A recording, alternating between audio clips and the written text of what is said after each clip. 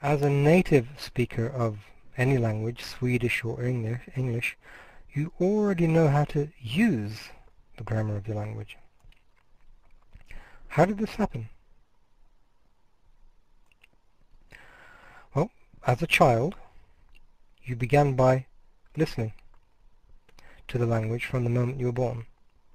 And by the age of 1, you were beginning to work out rules, and despite errors along the way, you had acquired, not learned, but acquired, from the language of your caregivers around you, you'd acquired most of the system, the grammar rules of your native language. In this case, for most of you, this will be Swedish, but not for all of you. So, in that case, what is it to be ungrammatical? This is something we can look at. Because acquiring the language system, or the rules, means being able to build sentences which have all the words in the right order, with the right endings, so that everything makes sense. When sentences are formed according to the rules of grammar, then they are said to be grammatical. When they break the rules, they are ungrammatical. Now, importantly, ungrammatical does not mean uncommunicative. So to say something like, I ain't seen nothing, this is ungrammatical in the sense that it is not formed according to the rules of language. However, it's perfectly communicative. So this is a clear distinction to be made. Now there are complications as regards grammatical and ungrammatical distinction. For example, there are differences between Standard English and the other regional varieties of English. And by Standard English, I do not mean British English. There are many kinds of Standard Englishes spoken around the world. There's American English, Australian English, British English, even Indian English. There are different kinds of standards. However, what we will be using is a form of Standard English, and the grammar book which I'll be using has British English. So that's what we'll be using. And the reason for this is because Standard English is the variety which is most widely described in grammar books and dictionaries. So we have to have some form of English that we study in order to find out, in order to understand grammar and linguistics. Once we know, once we've made a definition, then we might see variations of this. The rules of Standard English vary a little when people adapt their language to different situations.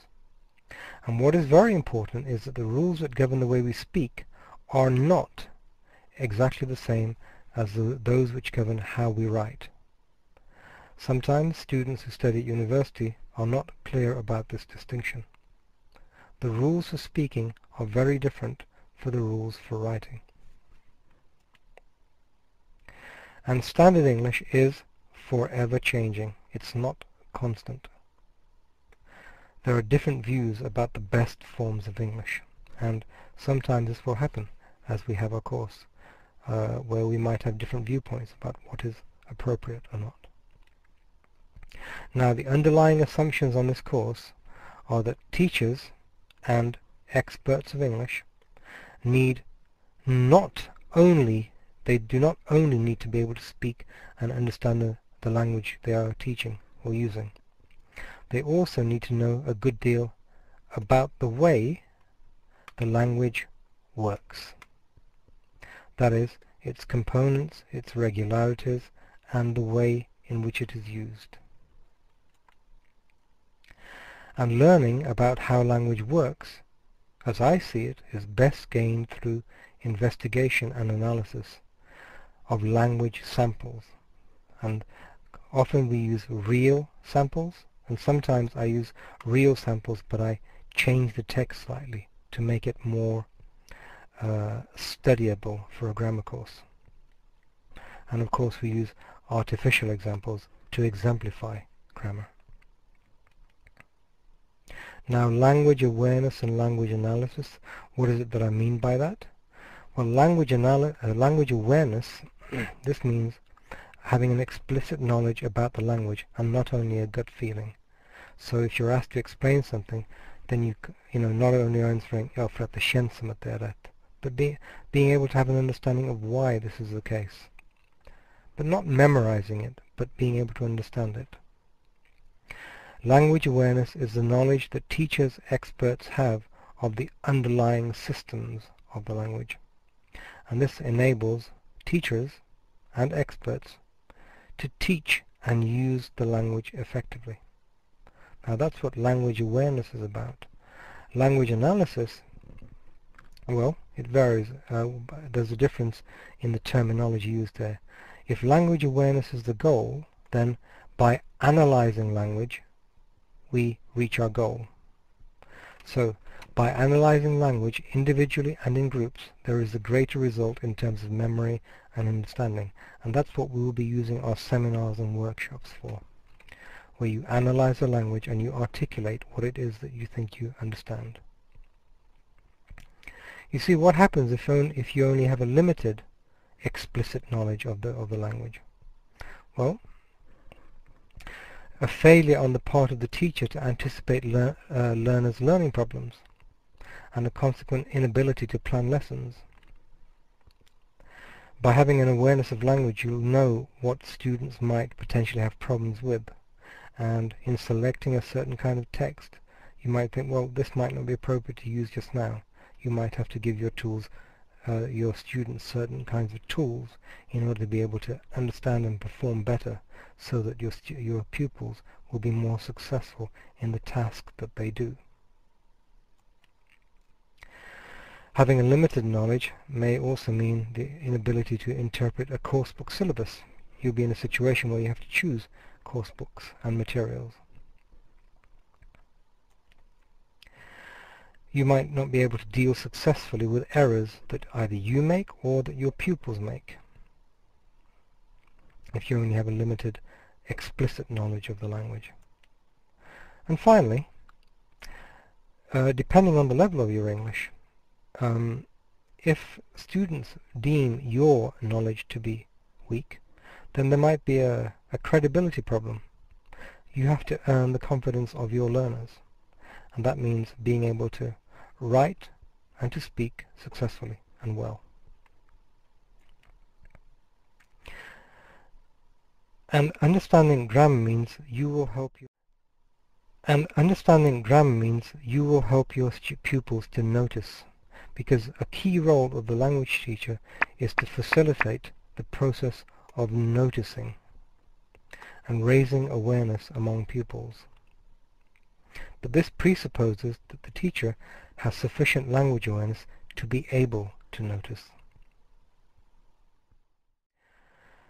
So the focus is this: grammar for writing. This course will be more immediately usable for you as students when writing academic papers. You'll have an academic paper to write for your VFU paper, and also on the C course. Writing is more stable than speaking, therefore it's easier to analyze. So this is grammar in relation to writing. Now, as regards knowing about grammar, a good intermediate users of English, many of you know grammar, but you may not know about the grammar. And knowing about grammar means being able to talk about what it is that you know. So this course and book offers you a way of looking at English grammar, and it will provide you with the technical terms that you will need in order to describe the language as precisely as possible. And why is knowing about grammar important then? Grammar is one of the foundations of language. Now, although vocabulary is a large aspect of language, there are no complications. There are words that you know or that you don't know, and then you have to know in what context that you use them. Spelling and pronunciation, this is you can recognize this very soon when somebody speaks when somebody spells. It's very distinguishable. But grammar is the skeleton, the framework, which makes everything hang together. And in that sense, it's the most fundamental part.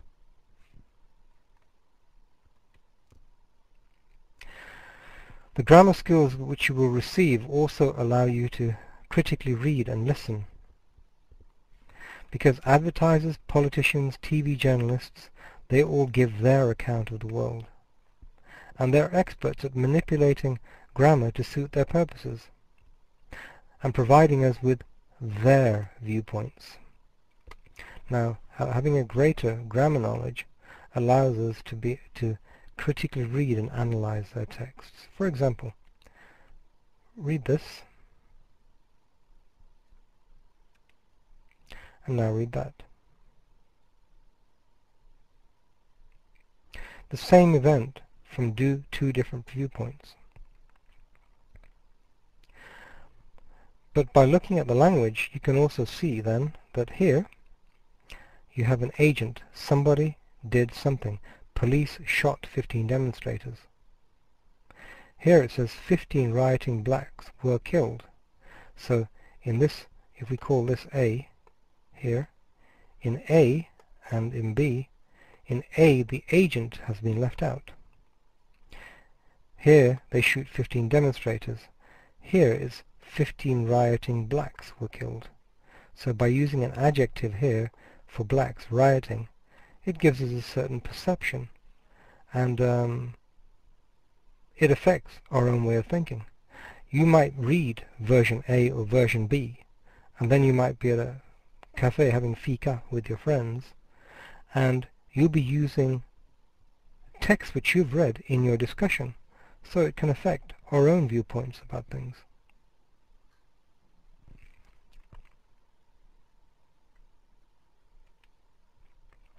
So grammar awareness is having a tool that can be used with style and flexibility. That's what the grammar awareness will give you. And the more we understand how the system of language works, the better we can understand how it's being used in, for example, legal texts or literary texts, and even in our own written texts. For example, here's a legal text. What does it say? Can you understand what is being said here? Press pause for a moment and see if you can make any sense of this text. My guess is that it will be quite difficult. Now, by understanding the head of the by being able to identify the head of a subject, and by being able to identify what pre and post modifiers are, and being able to identify what a finite verb is, then you'll be able to find some of the essential information in this text. Because really, all this text is saying is the licensing justices may insert a condition. That's the essential information. All of this here is only the red parts give the essential information.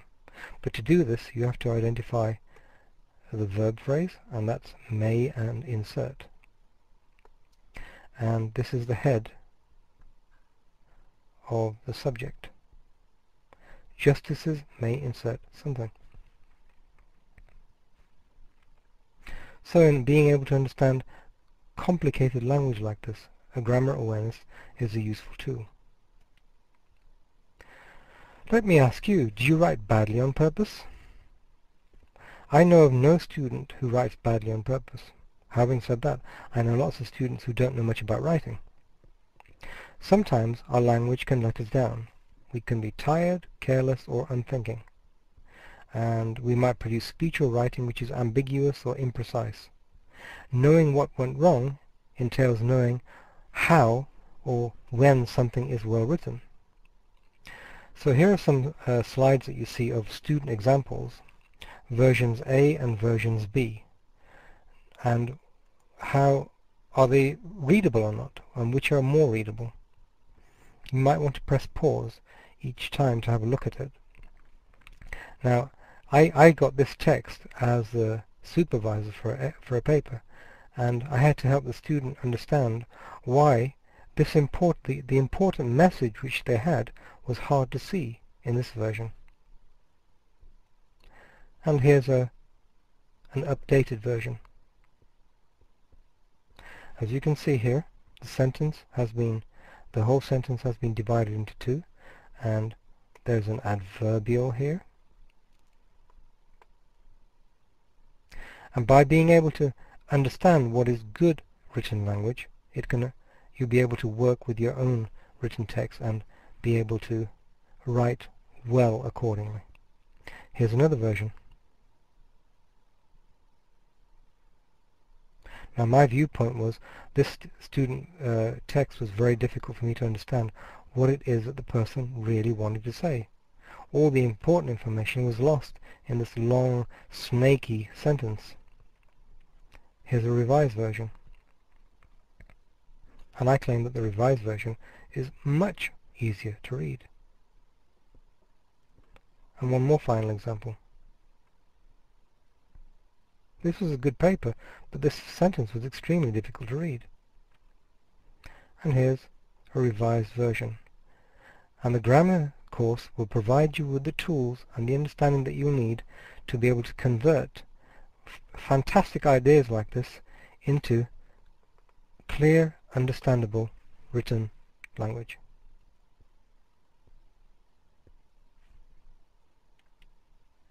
Finally, you have this version. And also a revised version.